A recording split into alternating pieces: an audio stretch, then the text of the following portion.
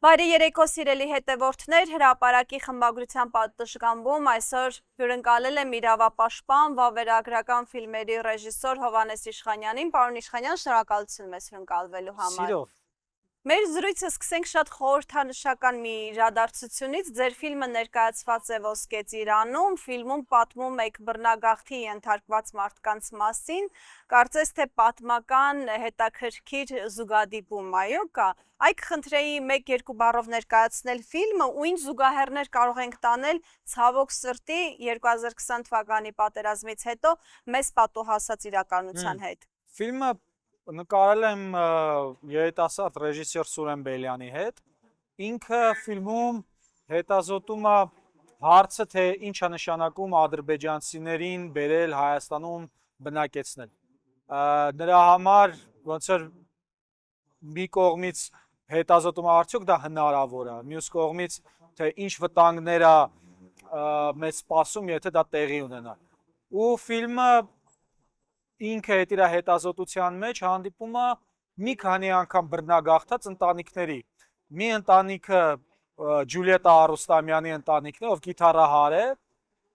հեղինակային երգի երգչուհի, ու նրանք Մինգեչաուրում 80-ականներին բռնագաղթել էին, որտեղ հիշում եք ինչ է եղել 80-ականներին սովետական Ադրբեջանում, ու եկել էին մի կերպ տեղից տեղ տեղափոխվելով ի վերջո հաստատվել էին Շուշիում։ Հետո 2020 թվականի Արցախի դեմ այդ ահաբեկչությունից հետո ստիպված այդ իրանց տունը, որը զրոյից հիմնել էին, նաև ակումբ էր հիմնել երաշտական, ու այդ ակումբն էլ տենց ցրվեց, ստիպված եկան Հայաստան։ Մյուս ընտանիքը մնացական Ազիզյանի ընտանիքն է, ով լրագրող է, իծնե ինքը Նախիջևանի Գեհենիկ գյուղից է, որտեղից նաև Աղվան Վարդանյանն է Դաշնակցություն կուսակցությունից պատգամավոր, ու դե իրանք շուտ 60-ականներին արդեն Գեհենիկից տեղափոխվում են Բաքու, որովհետև Ադրբեջանը պայմաններ էր ստեղծում, որ հայերը ինքնակամ լքեին Նախիջևանը։ Ասեն Գեհենիկը ինքը ձմեռները մեկուսացվում էր աշխարհից, բոլոր ճանապարհները փակվում էին։ Ու անհնար էր էլի այդտեղ ապրելը, ստիպված գնում են Բաքու։ Եվ 80-ականներին կրկին նրանց ընտանիքը բռնագաղթում է Արցախ, Արցախում Ստեփանակերտում են տուն հիմնում, երեխաներ են ունենում եւ այլն եւ այլն, ու նորից 23 թվականին այդ Արցախի ցեղասպանությունը ու ստիպված դուրս են գալիս։ Ու հիմա, երբ որ սրանք են իշխանության ու խոսում են նախ եւ առաջ հրաժարական չտվեցին 2020 թվականից հետո, չլքեցին քաղաքական ասպարեզը իրենց աղետներից հետո, ինչից պարզվեց, որ դավաճան են։ Եթե դու այդ պայմաններում չես լքում քաղաքական ասպարեզը, չես ասում կներեք ես սխալվեցի գնում եմ, բնականաբար ավելի ես սկսելու հանձնել ու դավաճան ես էլի քեզնից ներկայացնում։ Ու հիմա այդ մարդիկ փաստորեն տագնապի մեջ ապրում են, որ վաղը մյուսօր սրանք կարող է ադրբեջանցիներին բերեն։ Դե սրանք իհարկե ասում են, օ, տենց բան չկա, բայց դրանց ասածը հաստավանի չի, իրանք խաբում են։ Ավելի էական է լսել, թե Ադրբեջանից ինչ են ասում, որտեղ Ադրբեջանից ինչ ասում են, սրանք կատարում են։ Ու Սուրենը այս ընտանիքների միջոցով փորձում է պատմել այդ պատմությունը եւ իր եզրահանգումն է ունենում, որը շատ հետաքրքիր եզրահանգում է իմ կարծիքով, ինչին որ հասնում է Սուրենը ֆիլմում, չեմ ասի թե ինչ եզրահանգում է, ամսի 18-ին կգան, մեր դիտողները կնայեն ֆիլմը ու կիմանան։ Որտեղ է լինելու ցուցադրությունը ֆիլմի։ Ցուցադրությունը լինելու է կինոտանը ժամը 5-ին, ամսի 18-ին։ Մի կարևոր բան էլ ասեմ ֆիլմի առնչությամբ։ Երբեք չէր եղել նման բան, որ իմ ֆիլմը ցուցադրվի եւ այդ ժամանակ փաստորեն ֆիլմի անձնակազմից 2 հոգի քաղբանտարկյալ լինեն, հա, ապօրինի ազատազրկված։ Ավետիք Չալաբյանով ֆիլմի պրոդյուսերն է, ու միասին ենք այս միտքը զարգացրել Վարուժան Գեղամյանի, Անժելա Էլիբեգովայի, Հայակվեի թիմի եւ Ավետիք Չալաբյանի հետ միասին այս էփել ենք այս թեման։ Փաստորեն հիմա ապօրինի նստած է արդեն 2-րդ անգամ եւ Կարապետ Պողոսյանը ֆիլմի հերոսներից է, որ մենք գնում ենք Ամասիա, ինքն էր մեզ ուղեկցում, ինքն էլ փաստորեն ընտրություններից առաջ ապօրինի տարան կալանավորեցին, առևանգեցին, հա, կալանավորելը մի քիչ ճիշտ բառ չի սրանց պարագայում, որտեղ սահմանադրությունը չի գործում, որ իրավական տերմիններով խոսես, ավելի ահաբեկչական տերմիններն է իրանց սազական։ ու փաստորեն երկու հոգի այս պահին ֆիլմից այս վիճակում է, էլի, կալանավորված է։ Երևի ճիշտ կլինի ֆիլմի ցուցադրությունը նվիրեմ իրանց եւ ազատություն բոլոր քաղբանտարկյալներին։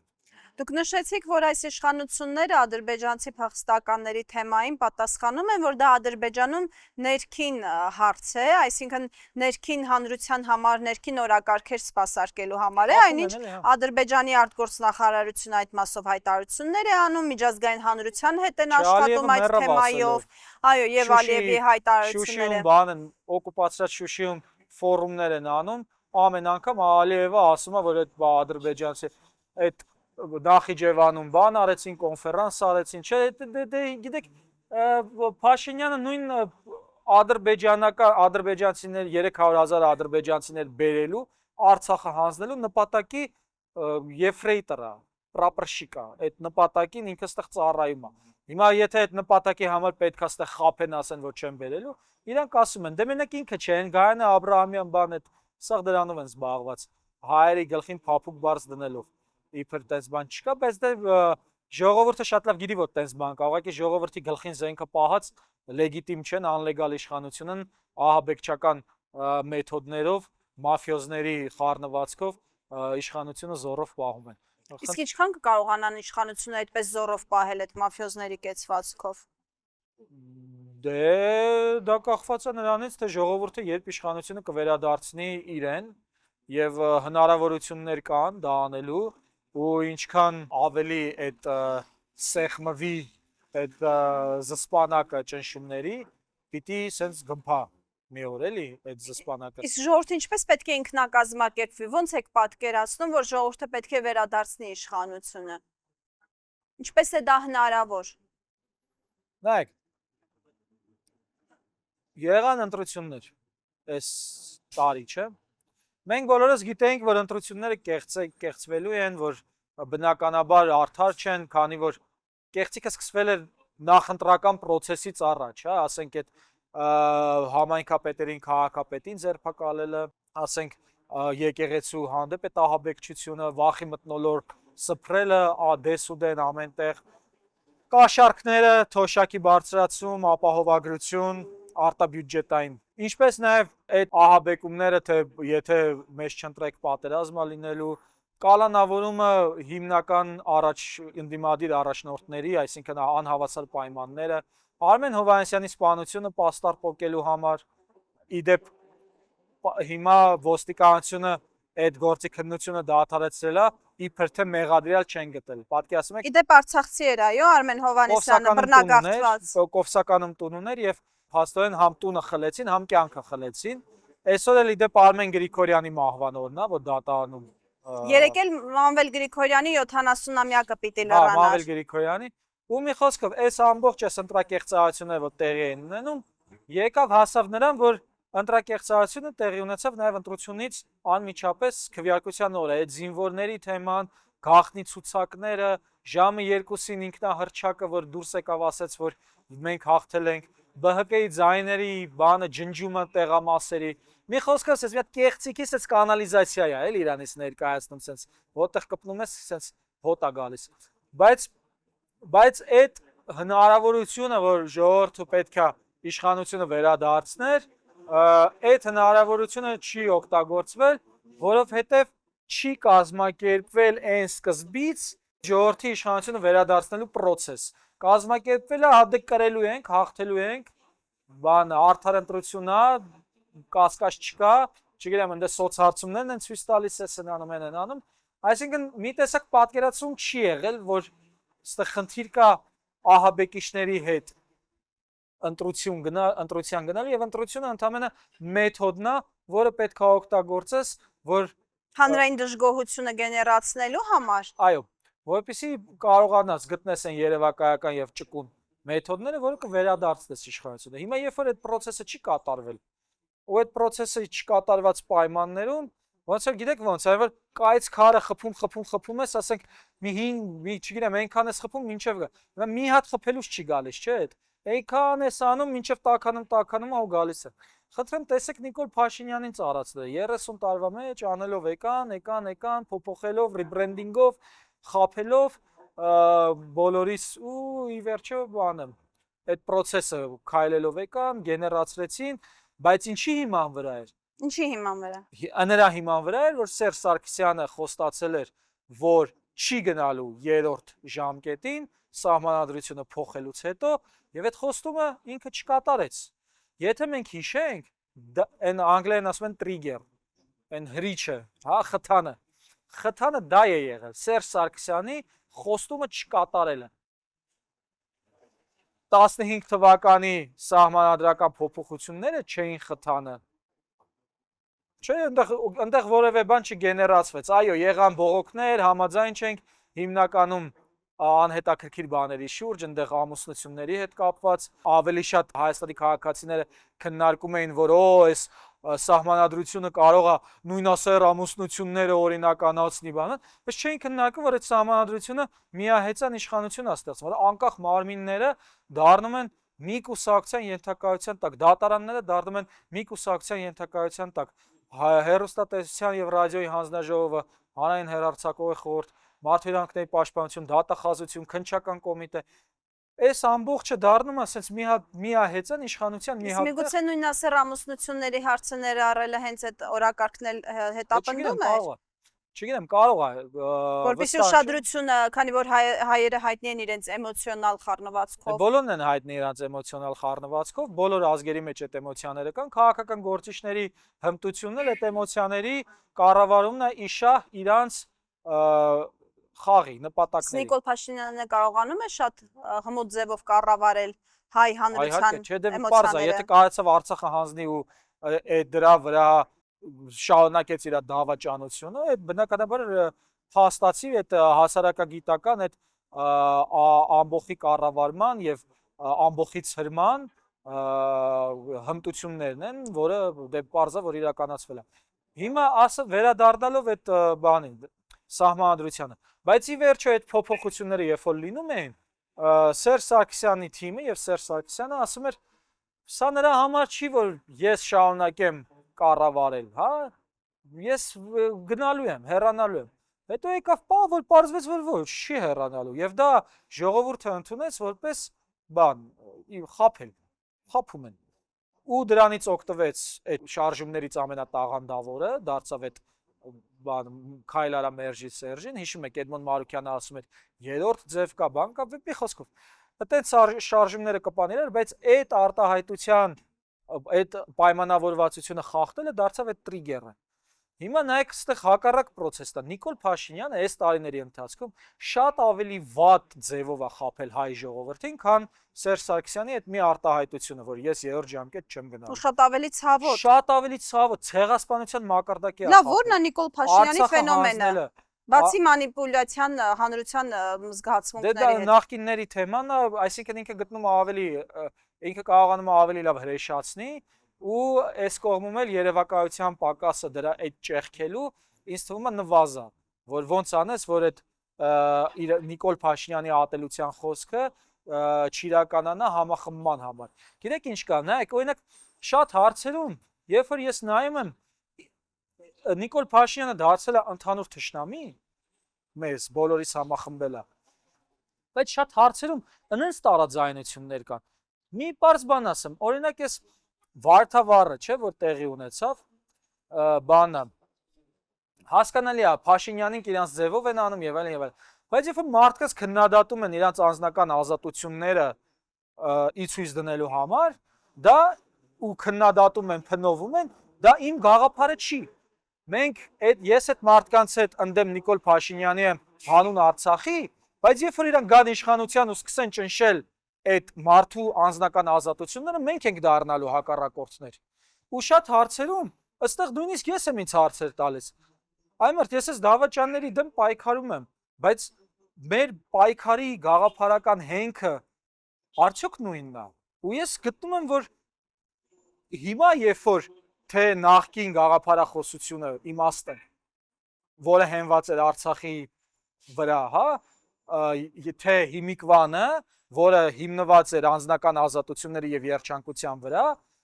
երկուսն էլ մաշվել են, երկուսն էլ իմաստազրկվել են։ նա իմաստազրկվել է, որովհետև Արցախի հիմք ես դնում դու որպես հայ ազգին միավորող գաղափարախոսություն, Նաև պետականության ստեղծման, բայց պետական գործիչները իրենց երեխաներին փողով, պաշտոնով ազատում են ծառայությունից, իսկ ազատամարտիկները ապրում են աղքատության մեջ, դու մաշեցնում ես քո գաղափարախոսությունը, որովհետև ցանկացած գաղափարախոսության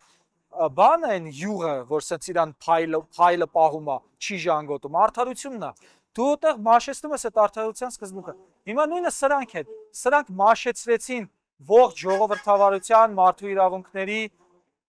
այդ ամբողջ այդ նույնիսկ անձնական ազատությունների գաղափարախոսությունը, որովհետև Արցախը հանձնեցին, մարդկանց էթնիկ զտեցին եւ 150,000 գերագույն արժեքի, չէ՞ որ ինձ համար մարդը գերագույն արժեք է եւ սահմանադրությամբ էլ է այդպես, 150,000 դու գերագույն արժեքի էթնիկ զտես ու հետո կանգնես գերագույն արժեքին ասես դու խիչ ես զոհվել, արա, դուք հասկանում եք, դու նենց ես վերջացնում քո փիլիսոփայությունը, որը ասենք կերտվում է Հովանեսյան ինստիտուտներում Վարդան Ազատյանների այդ ուղեղային մատորներով, այդ եթե պետքա կբացատրեմ դա ինչ է նշանակում, որ չկա է։ Եվ հիմա այս պայմաններում, հատկապես այս ընտրություններից հետո, երբ որ ձայնագողության վրա էլ սրանք բռնվեցին, այս պարագայում մենք խնդիր ունենք փիլիսոփայության, որտեղ նոր մտքեր պետքա ի հայտ գան, թե ինչպես ենք մենք մեր ընտանիքում հայերիս համակեցությունը ստեղծում, որտեղ անձնական ազատությունը եւ համայնքային ազատությունը ոչ թե կլինեն իրար հակադիր, այլ իրար հետ համագործակցելով հայ ազգի առաքելությունը, որը աշխարհում կարգ ու կանոն հաստատելու ու աշխարհը երկիր մոլորակը զարգացնելու մեջ է, կնպաստեն այդ առաքելությանը։ Պարոն Իշխանյան, իսկ գուցե մեր խնդիրն այն է, որ շատ հաճախ մենք նախապատվությունը տալիս ենք այդ անձնական ազատություններին եւ ոչ թե շեշտադրումը դնում ենք համայնքային ազատությունների կամ արժեքների կարևորման վրա։ Ես նոր էի ասում, որ մի պարագայում համայնքային ազատություններ, որը մաշեցրեց իր փիլիսոփայությունը, համայնքային ասելով նկատի ունեմ հայ ազգ համայնքներ, ինքը մաշեցրեց իր փիլիսոփայությունը, որովհետև իրանք ոչ թե ազգի համար էին անում, այլ թայֆայի համար էին անում եւ հարուստները ավելի էին հարստանում, աղքատները ավելի էին աղքատանում եւ մենք տեսնում էինք, որ կար չէ այդ կոռուպցիան, այդ մարդկանց բանակից ազատելը, կար չէ, տեսել ենք չէ այդ ամեն ինչը, դες չի որ չենք տեսել, կար չէ որ թույլին ճնշելը, որ ասենք հարուստա գալիս է թույլին ճնշում է, դա եղավ ազգային արժեք, որտեղ պետքա հակառակը թույլին օգնես։ Դա մաշվեց գնաց այդ համայնքայինը, ասեցին սրա այս անձնական ազատությունները եկան ասեցին դուք խափում եք, դուք կեղծ եք, դուք ազնիվ չեք, դուք ասում եք ազգ, բայց այդ ազգայինի մեջ այդ արդարությունը ասենք չկա, հա։ Դուք ասենք երդվում եք զինվորների անունով, բայց չգիտեմ, ասենք բանակում այս ինչա կատարվում, մի հատ տեսեք, ասենք զինվորների ինքնասպանությունների թիվը կամ սպայակազմի վերաբերմունքը զինվորի նկատմամբ եւ այլն եւ այլն։ Հիմա այս դոգը, որ կա Վարդան Ղուկասյանը, ես իմ ծառայության ժամանակ ես իրան տեսել եմ։ Ինքը զինվորների լեզվով ասած զինվորների արյուններ ծծում։ Հիմա այդ տղան եղել է այդ համակարգի մեջ, բայց այդ համակարգը ինքը չի բանարը ինքնամաքրել իրանից անարդարությունները, որպեսզի այդ համակարգը ճիշտ աշխատի, որպեսզի sense հեղափոխական տրամադրություններ չառաջանա։ Բայց խնդիրներ, նմանատիպ խնդիրներ բոլոր երկրների բանակում կան, նույն ԱՄՆ-ում օրինակ վետերանները մենք գիտենք ինչ կարգավիճակում են, ինչ սոցիալական խնդիրներ ունեն, շատերը հոգեբանական խնդիրներ են ունենում ու պետության կողմից աջակցություն չեն ստանում, այսինքն Ամերիկան այս սիստեմի հայրն է, այն սիստեմը, որտեղ որ մենք ստեղ ապրում ենք հիմա, այդ սիստեմի հայրն է։ Ասենք ես հիմա չգիտեմ այդ հետազոտությունը ցավոք շրտի չեմ արել վետերաններին ոնց են վերաբերում Ամերիկայում, ինչ սոցիալական նպաստներ, ինչ առավելություններ ունեն։ Վստահ եմ, որ մենք հիմա բացենք, հետազոտենք, կգտնենք իրանց առավելությունները, իրանց ընտանիքների հնարավորությունները, վստահ եմ կգտնենք։ Բայց ես տղա Ամերիկան գովելու Ամերիկան էս կապիտալ վայրի կապիտալիզմի, որտեղ հիմնադիր հայրն է։ Այդտեղից է գալիս։ Այդտեղից է այդ ամեն ինչը գալիս։ Պարոն Իշխանյան, Կալասը հայտարարեց, որ Հայաստանն առաքելություն ուղարկում, որպեսզի Հայաստանում պայքարեն Հայաստանի դեմ բղվող հիբրիդային պատերազմների դեմ, նաև ուսումնասիրելու են լրատվամիջոցներում արված հրապարակումները, միգուցե որոշակի տեղեկատվություններ հրապարակելը արգել են։ Նաև ավելի վաղ Նիկոլ Փաշինյանը լրատվամիջոցներում արված հրապարակումները ստուգող հանձնաժողով է ստեղծել։ Ինչի մասին է այս հետաքրքիր նորությունը։ Այսօր Մայա Կալասը, Եվրոպայի Եվրահանձնաժողովի փոխնախագահ, որը արտաքին հարցերի ղեկավարն է, եւ Ֆոն դեր Լայենը Ուրսուլա, որը Եվրահանձնաժողովի նախագահն է, նրանք ներկայացնում են եվրոպական ամբողջատիրությունը։ Եվ Եվրոպան էլ չէ մաշվում, որովհետև ինքն էլ մարդու իրավունքների գերակայության վրա էր այս քանի 80 տարի ապրում, բայց հիմա մարդու իրավունքների գերակայությունը ստորադասել է աշխարհաքաղաքական իր այդ բազարների համար, հա, ինչա թե Ռուսաստանին Նիկոլի լեզվով ասած կզցնի Իրանին, Ռուսաստանին, Չինաստանին, ինքը հրաժարվում է այդ սկզբունքներից, որի վրա հիմնված գնում էր, որի հիման վրա դաս էր տալիս, ու անունն էլ ցած դնում է ինքը իրական հիբրիդային պատերազմ է անում մեր դեմ։ Ինքը Հայաստանում, նայեք, եւ Ադրբեջանում էլ իմիջայլոց։ Ադրբեջանում, երբ որ Կայա Կալասը եւ Ֆոն դեր Լայենը գնում են, Եվրոխորհրդարանը կոչ է անում, որպեսզի քաղբանտարկյալների հարցով խոսեն։ Գնում են այնտեղ մի ծպտուն չեն հանում։ Մի բերան Ադրբեջանը Եվրոխորհրդի անդամ երկրների երկրորդ տեղում է քաղբանտարկյալների թվով 375 քաղբանտարկյալ, լրագրողներ, գիտնականներ, ընդդիմադիր գործիչներ, ասենք կրոնական համայնքների ներկայացուցիչներ, Բահրուս Սամադովը, որին 15 տարի ազատազրկման են դատապարտել, նրան կոչում են խաղաղության ակտիվիստ, նա հայ-ադրբեջանական խաղաղության ձայնն էր։ Ինքը իսկապես խաղաղության ջատագով է Ադրբեջանից։ Իսկ Կայա Կալասը ու Ֆոն դեր Լայենը նրանք գնում են այնտեղ ու ծպտուն չեն հանում դրանից, բայց խոսում են հայ-ադրբեջանական խաղաղության գործընթացից, կարևորելով հայ-ադրբեջանական։ Այսինքն, այս մարդիկ թե Հայաստանի քաղբանտարկյալները, թե Ադրբեջան, նրանք խաղաղության բանտարկյալներն են։ Այսինքն դուք պատկերացնում եք խաղաղություն, որտեղ դու մարդուն պետք է ազատազրկես դրա կյանքից տարիներ խլես, ապօրինի, առողջությունից էլ, որ կոչես խաղաղություն։ Սա նշանակում է, որ Եվրոպան իմաստային առումով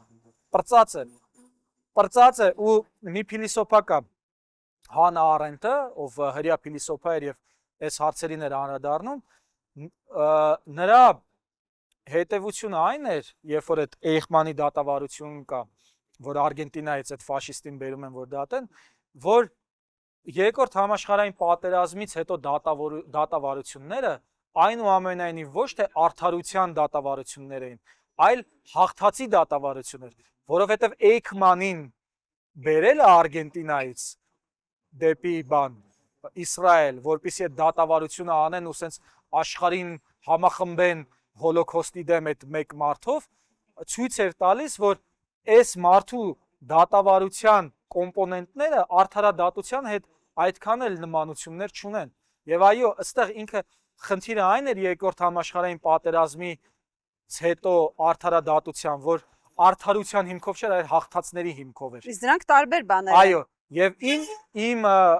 կարծիքով հիմա իմ միտքը դրա վրա է աշխատում այս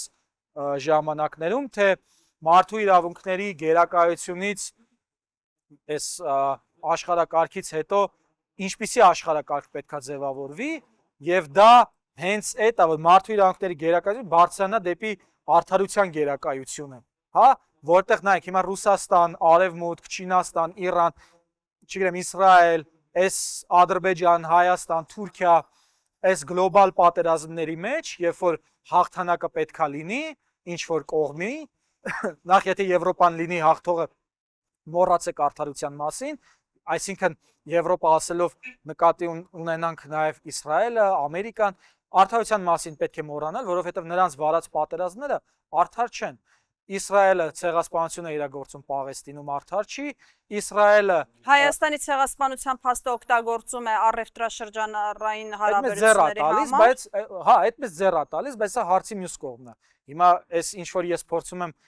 վերլուծել առանձին դարակը, այդ դարակը, որը դուք բացեցիք, այդ առանձին է, այդ հետո ուսումնասիրենք այնտեղ ինչ կա։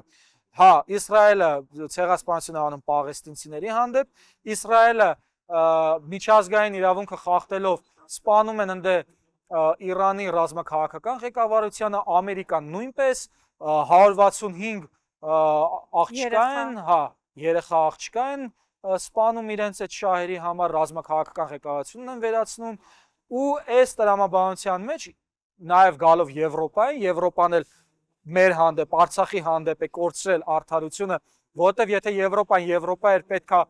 պաշտպաներ ինքնորոշման իրավունքը եւ ժողովրդավար զարգացող պետությունը Արցախը, ոչ թե Ադրբեջանին, որը տվեցին բռնապետությանը։ Եթե իրանք այս գլոբալ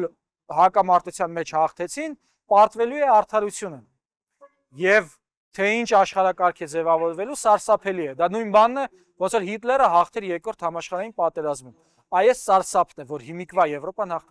Մյուս կողմից, եթե հաղթեն են մյուս ուժերը, որոնք փորձում են միջազգային իրավունքի հիման վրա գոնե սենց, որովհետև չես կարող լրիվ միջազգային իրավունքի հիման վրա անես, որովհետև Իրանն էլ, Ռուսաստանն էլ, Չինաստանն էլ իրան մարդու իրավունքների հարցով խնդիրներ ունեցող պետություններ են, նենց չի որ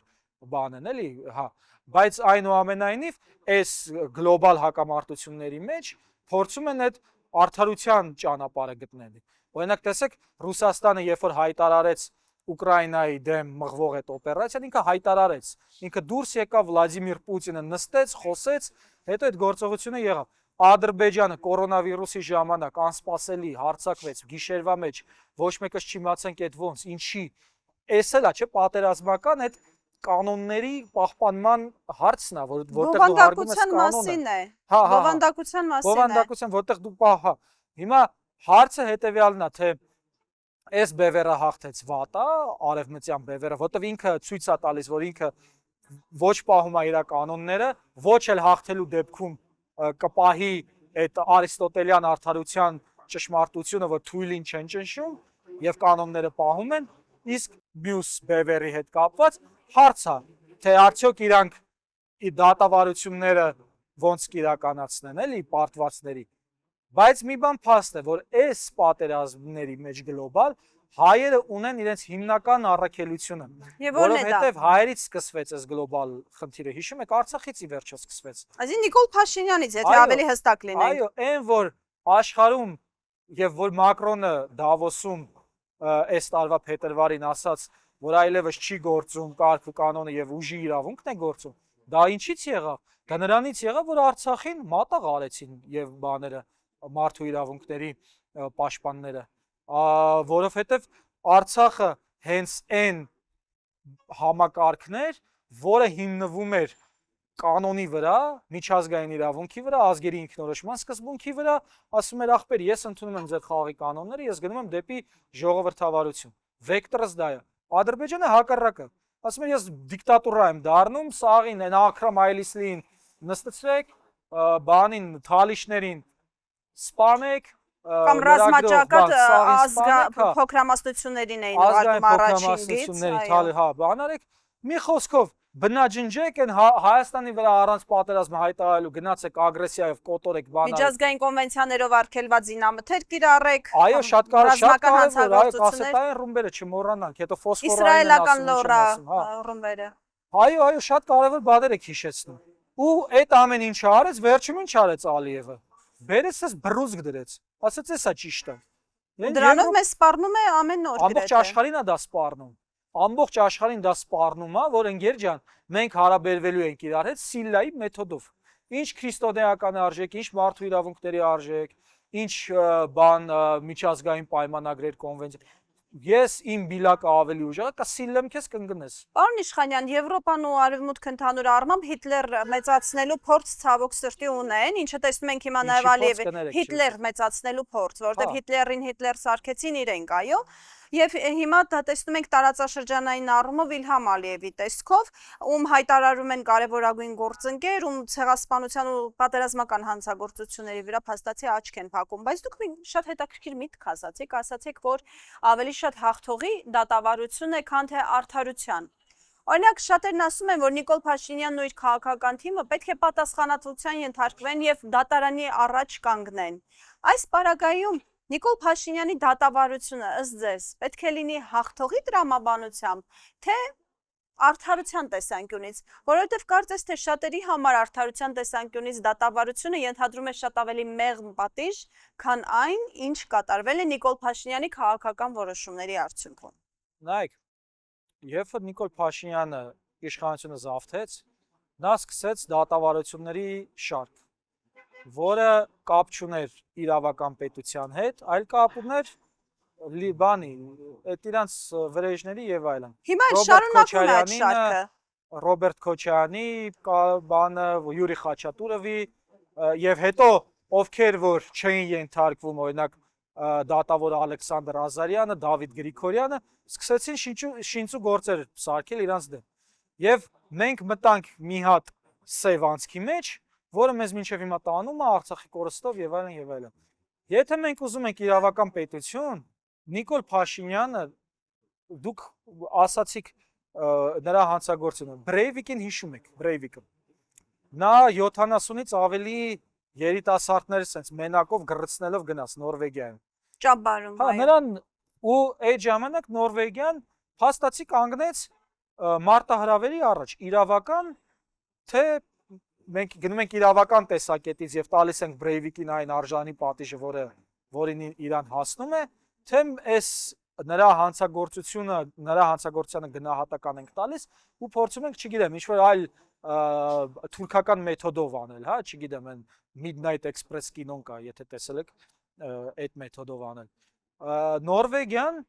ինքը ընտրեց այդ իրավական ճանապարհը եւ դրա համար Նորվեգիան հաղթահարելով այդ մարտահրավերները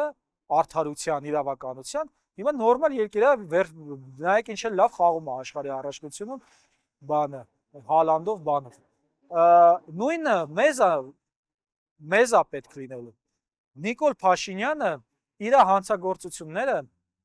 բացահայտ դրված են Facebook-ով եւ այլն։ Այնպես չի որ բանը։ Բայց միայնակ չի անում այդ հանցագործությունները։ Ունի հանցակիցներ։ Հետը մարդկանց է քաշում։ Նիկոլ Փաշինյանը այն արարածն է, որը ասում է, եթե ժողովուրդի ուզենա ինձ պետքա գնդակահարության պատի առաջ, չգիտեմ գնդակահարի, եւ ոչ, Նիկոլ Փաշինյան, այս ժողովուրդը քո պես բան չի, ռասիստ, մասիստ, այդ չգիտեմ, հակաիրավական, հակասահմանադրական բան չի, զանգված չի։ Այս ժողովրդի համակեցությունները հիմնված են ավելի բարձր արժեքների վրա եւ ավելի կարեւոր ապագայի վրա, քան պարզապես ասեք փրթեմ թափեմ, փշրեմ, սրան փռեմ ասֆալտին, նրան անեմ, ոնց ուզեմ կանեմ, տես դատավոր չկա, որ լինի եւ այլն եւ այլն։ Հիմա Նիկոլ Փաշինյանը պետք է ստանա իր պատիժը ըստ դատաիրավական արդար դատավարության, որը, ասում եմ, շատ պարզ, հստակ այդ հանցագործությունները բոլորիս աչքի առաջ տեղի ունեցել։ Հիմա եթե դա տեղի չունենա, մենք ընկնելու ենք նույն process-ի մեջ, ինչ որ ընկել ենք հիմա։ Այսինքն հաջորդը գալու է, պարզապես լինչյան դատաստան իրականացնի նախորդի նկատմամբ եւ այս նախորդների դեմ անարդարությունները, գիտեք ոնց է, նայեք, երբ որ դու լինչյան դատաստան ես իրականացնում կամ բռնապետական, դու այնտեղ անարդարություններ ես գործում մասնագետների հանդեպ, չէ՞, օրինակ դատավորին ասում ես կգնաս, ոնց ասում եմ քեզ, տենց կանես։ Այսինքն սպանում է այդ ոլորտը։ Հա, դու այսինքն արդեն մի կեղծիք արեցիր դատավորին ասելով։ Հիմա եթե դատավորը ազատ մարդ է, ազնիվ մարդ է, դիմադրում ասում է, չէ, չեմ անելու։ Դու այդ կեղծիքիդ պետք է ավելացնես եւս մեկ կեղծիք։ Պիտի գնաս փորձես քրեական գործ գտնել, սրան ստիպել, որպեսզի ինքը քո ուզածը անի։ Իրենք դա առանց որևէ խնդրի անում են։ Այո, բայց իրանք հենց այդ բանը Պանդորայի արկղը բացողներն են։ Նաև իրենց համար։ Չէ, իրենց համար կախված է նրանից, թե հաջորդ իշխանությունը ինչպիսին կլինի։ Այսինքն դա հակառակ ուժով կամ ավելի կրկնապատկված ուժով իրենց չի հարվածելու։ Եթե հաջորդ իշխանությունը եղավ այն տրամաբանությամբ, որ ինչ չի հետաքրքրում, ոնց պետքա լինի, այդտեղ մենք կարող է բան լինի, էլի, խնդիրներ ունենանք։ Պարոն Իշխանյան, այսպեսի մի միտք հիշեցի։ Հիշում եք կրթությունը նորաձև է այդ հայտնի, այսպես ասենք, կեղծ թրենդային շարժումը, այնինչ կրթվելը միշտ անհրաժեշտ է, խիստ անհրաժեշտություն է, այո։ Հայ լինելը նորաձև է։ Նիկոլ Փաշինյանի Երեք Հայաստանում։ նայեք, Կամ ցանկալի է արդյոք։ լավ, այսպես ասեմ, նայեք, հետաքրքիրը ինչ է, բոլոր պայքարները քաղաքացիական, ազգային քաղաքացիական պայքարները ինչ որ պահի ճնշումների միջոցով դառնում են նորաձև։ Օրինակ Կոնֆուցիոսից հետո կային հակակոնֆուցիանականներ, որոնք բան էին անում։ Այդ կոնֆուցիականներին բանի թիթիզության մեջ էին մեղադրում, հա։ Դարձել էր նորաձև ու տենց մի խոսքով։ Բայց հետո, քանի որ այս պայքարի արդյունքում ոնց որ այս հակակոնֆուցիականները դարձան։ Նայ քրիստոնեությունը։ Քրիստոնեությունը ինքը անցավ այդ ճնշումների, այդ զրկանքների միջոցով, ու այդ զրկանքներից ինքը վերածվեց նորաձևության։ Բան իմաստով էլի, որ բոլորը ձգտում էին քրիստոնեության, խաչեր են կրում եւ այլն եւ այլն։ Նույնը կարելի է նայել, օրինակ, շատ հեռու չգնանք, Ամերիկայի 60-ականների քաղաքացիական ակտիվիզմը, սևերի, գեերի պայքարները եւ այլն։ Ինչ որ պահի իրենք ճնշվում էին, հա, իրենք պայքարում էին եւ արդյունք հետո այդ պայքարը դառնում էր այնքան տպավորիչ էր դառնում էր նորաձև։ Հիմա Հայաստանում կա ռասիզմ։ Այդ ռասիզմը ուղղված է հենց հայերի դեմ։ Նիկոլ Փաշինյանը զզվում է արցախցիներից եւ զզվում է քաղաքական հայերից։ Արցախցիները որպես քաղաքական հայերի sense ակնառու ներկայացուցիչներ ավելի շատ իրենցից է զզվում եւ զզվում է քաղաքական հայերից, որովհետեւ նրանք խոչընդոտում են իր վրեժի ծրագիրը հայ ազգի նկատմամբ։ Եվ արդյունքում, հիմա եթե նայեք, այս ճնշումների արդյունքում հայը իսկապես հայ կոչվելը դառնում է քաղաքական։ Ինչպես օրինակ ասում եմ, ժամանակին սևերի պայքարում սևի դրոշակը վերցնելը, նույնասեռականների պայքարում նույնասեռականի դրոշակը վերցնելը եւ ես հիմա տեսեք Արցախցի եմ հակել, ինչի եմ հակել, որովհետեւ մարդը շրջում է փողոցներում եւ անարդարացիորեն ռասիստական արտահայտություններ է թույլ տալիս արցախցիքի նկատմամբ, համատարած ատելության խոսք է եւ բանը հասել է նրան, որ մարդիկ խուսափում են Արցախի բարբար փողոցում օգտագործել կամ երբ հարցում ես Արցախից ես մտահոգությամբ կամ վախվխելով են ասում, այո, Արցախից եմ։ Այո, այդ ատելությունը ի վերջո բերում է դրան, չէ՞։ Ի վերջո բանի ժամանակ էլ էր տենց հայերի ցեղասպանության ժամանակ էլ հայերը սկսեցին ամաչել, որ իրենք հայ են կամ թաքցնել, որ կամ թաքցնել։ Շատ հեռու չգնանք, ասենք Արշիլ Գոլկին, հա, ասենք կամ ասենք Շահան Շահնուրի նահանջ առանց երկին, չէ՞։ Ինչի մասին էր։ Նրա մասին էր, որ վերջում ինքը իր ինքնությունը փոխեց։ Որոշեց, որ այլևս չի աղոթելու հայերեն։ Ու ինքը դուրս եկավ ոնց որ այդպես։ Հիմա այստեղ մենք հասել ենք այդ խնդրին, որ հայ լինելը ինքը դարձել է քաղաքական ակտ, որովհետև մենք գործ ունենք ցեղասպանների հետ։ Այս պահին արցախցիքի թեման է ավելի շատ, որտեղ հենց բուն Արցախին է, բայց հավատացեք, եթե սրանք մնացին իշխանության, ընտրական իրավունքից բազմաթիվ քաղաքացիների սրանք զրկեցին։ Ընտրական իրավունքից դու չես կարող զրկես մարդուն, եթե հակասահմանադրական է։ Հակասահմանադրական է, միջազգային իրավունքին է հակասում։ Հակասում է ընդհանրապես ժողովրդավարացման process-ին, ընտրական իրավունքի, սրանք դրեցին, զրկեցին։ Հիմա այդ մարդիկ հայերի մի ինչ-որ բագաժ է։ Այդ մարդկանց ոնց որ սարքեցին այն հրյան, որը ասենք, չգիտեմ, բաներ հոլոկոստի ժամանակ պայքարում էր իր իրավունքների համար կամ հետո։ Հիմա այդ մարդկանց տարան դեպի այդ սեգրեգացիա։ Այսինքն Նիկոլ Փաշինյանը Հայաստանը հայերի համար վերածել է համակենտրոնացման ճամբարի։ Այո, համակենտրոն հիմա բնակավայրի է վերածում, Լիլիթ Բլեյանը լավ է ասում է քաղաքացուց վերածում են բանի բնակավայրի, բնակիչի են վերածում։ Այս process-ը տանելու է, հասցնելու է մինչև մեր լեզու։ Մեր լեզուն մի խոսքով ստեղից Արցախի պես եւ այլն բան, որովհետեւ սա թուրքական մտածողության, թուրքական փիլիսոփայության, դերևս Դեդե Կորկուտից եկող, այդ իրանց էպոսից եկող մշակույթն է։ Դեդե Կորկուտը եթե նայում ենք, իրանց մոտ պատվի վրա հիմնված է այդ սահմանային կռիվները, որտեղ պետքա գյավուրը,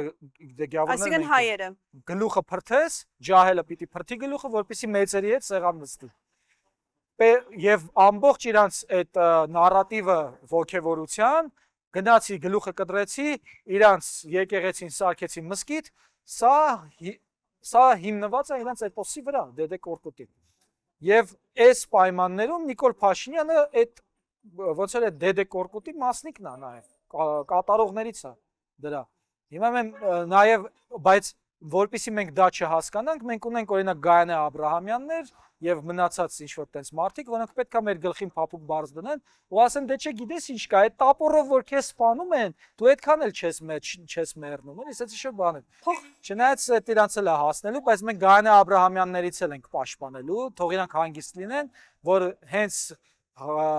հերթը հասավ նրան, որ իրանց էլ խոշտանգեն, ոնց որ ասենք ջերմուկի կանանց խոշտանգեցին, մենք միանշանակ նրանց պաշտպանելու ենք բոլորին։ Դանիել Յոհաննիսյանները կլինի, մենք թույլ չենք տալու, թեև մեր ընտանիքի անդամները կարող են լինել դավաճան, բայց այդ դրսից ոչ ոք չի կարող մեր ընտանիքի անդամների հաշվեհարդար տեսնել։ Պարոն Իշխանյան, իսկ այս որպես մեր զրույցի ամփոփում, այս խորոչից դուրս գալու ձեր բանաձևը ո՞րն է։ Կամ թեկուզ հակազդելու, կամ այս process-ները ավելի դանդաղեցնելու հնարավորություն ի՞նչն եք տեսնում։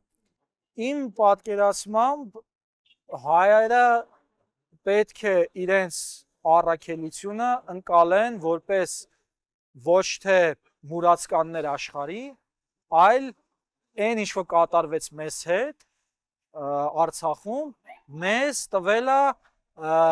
խոսքի եւ ուսմունքի լայն հնարավորություն։ Այս պահին, երբ որ մեր հայրենակիցները դատվում են ադրբեջանական բանտերում ապօրինի, նրանք ոչ թե որպես հայ են զուտ դատվում, այլ նրանք դատվում են որպես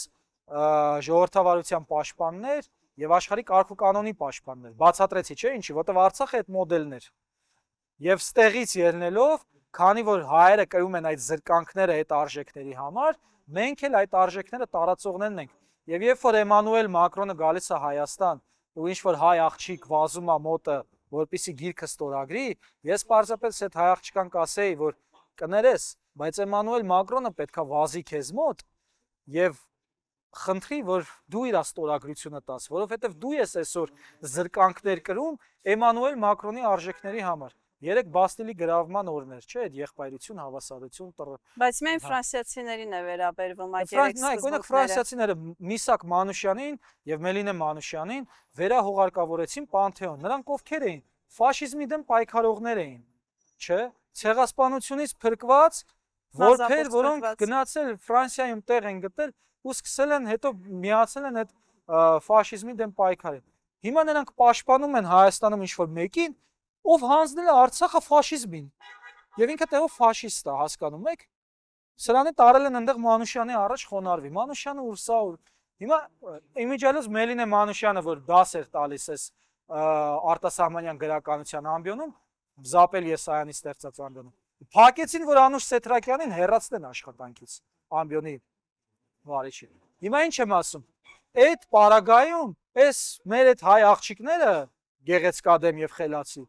իրանք այդ մագնիսը իրանք պետքա հասկանան, որ Մակրոնը պետքա գա ձեզնից շնորհակալություն հայտնի, որ դուք իր արժեքների համ ոնց որ Մանուշյանից է շնորհակալություն հայտնել, որ Ֆրանսիայի արժեքները պահպանելու համար այդ ֆաշիստը չէ անտանելի բան ա եղել, կառավարություն ա եղել։ Եթե նայեք Լիոնում ինչեր են ալել այդ Բարբիի ժամանակ, օկուպացրած կառավարություն էին անտանելի ասում վիճակ ա եղել։ Ու այդ անտանելի վիճակում Մանուշյանենք են ազգային փոքրամասնություններ, կրոնական փոքրամասնություններ, Շարլ դե Գոլը գնացել էր Անգլիայից համախմբում էր եւ նրանք այդ պաշտպանությունը իրականացնում էին։ Հիմա նույնը Հայաստանի պարագայում է։ Մակրոնը պետքա գա մեզ ինքը գնացել է ուկրաինական բանակին այնտեղ երթ տալիս, որ ուկրաինական բանակը այսօր հղում է անում իր այդ բենդերական ֆաշիստներին եւ տեսակ Լեհաստանի հետ կռվի մեջ մտան։ Դրա պատճառով հենց այդ որտեվ հղումներ է անում իրանց բանը։ Հիմա այս պարագայում հայկական զորքը պետքա այնտեղով պետքա արցախյան զորքը քայլի Բաստիլի շքերթում, որովհետեւ հայերն են իրանց արժեքները պահում։ Ուկրաինան պահում է Ռուսաստանի դեմ այդ բանը անգլոսաքսոնական եղբայրասպանությունը։ Ի վերջո, էս էլ է հետաքրքիր բան։ Բաստիլի գրավման սյուն կարգախոսերից մեկը եղբայրությունն էր, չէ՞։